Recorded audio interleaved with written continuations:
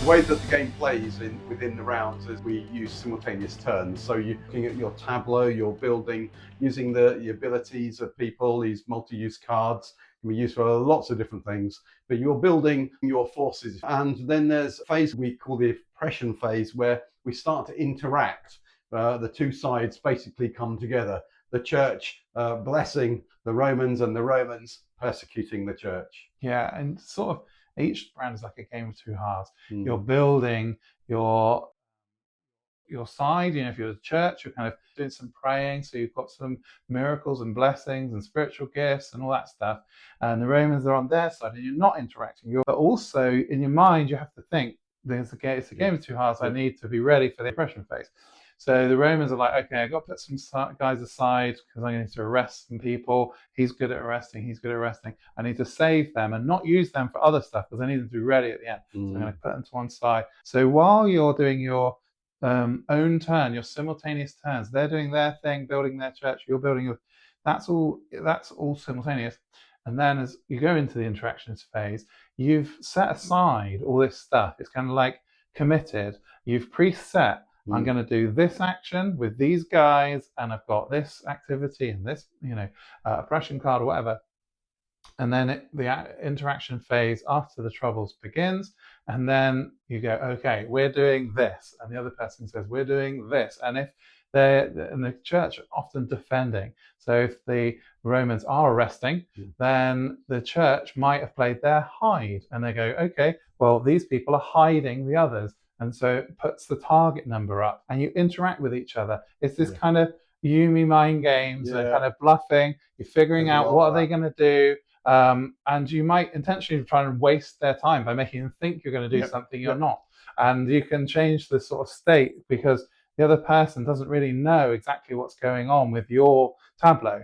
And then when you come together, you've preset those things, and will they work? That's where it kind of comes down to this kind of calculated risk kind of element. So throughout the game, you are looking at the stats on your cards, and you're taking this risk into effect. So you're looking at the stats. Have I got enough? Have I got enough wisdom? Do I have enough resistance to actually perform this action? So there is an element of looking at those numbers and deciding, do you know, I need a bigger force.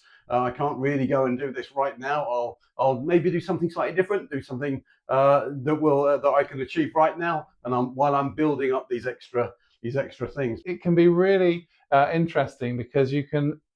There's two elements to it. It's like you can intentionally mislead somebody to do the wrong thing, but you can also you also kind of know to some degree what could be happening. Okay, because if you're the church and all your people are in prison already, you know that they're probably going to try and execute them, and so it's probable that will happen. So when you're making these calculated risks, it's not like. So the interactions phase, my friend was referring to a bit like stone, paper, scissors, and it's quite a good analogy because one thing matches another and all that, but it's not random because it's like I know they're going to try and kill me. That's right. So if they don't kill me, like it'd be a waste of time. But the Romans might be like, they know that I know I'm going to kill them, so I'm not going to kill them this round. I'm going to wait till next round. And there's that, but there's also the kind of can you actually achieve it? So you're like, I want to defend my people. I don't have anybody left. So I might make it. The Romans think I'm going to defend them, but I haven't got anybody to defend them. So I'm going to, it's all these kind of like second guessing, bluffing, and kind of misleading. It makes it so much more exciting, but you still get all that kind of goodness from the old game of like having to prioritize. Like this is a problem, but this is a bigger problem, and all those kind of struggles. What do I do with all this trouble that I've got in my church? I just need to just concentrate on this. Let's just keep these Romans out of the way. Exactly.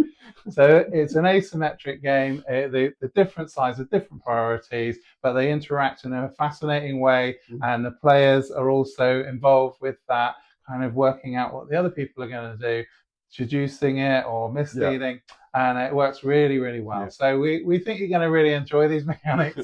But please put any questions below and let us know.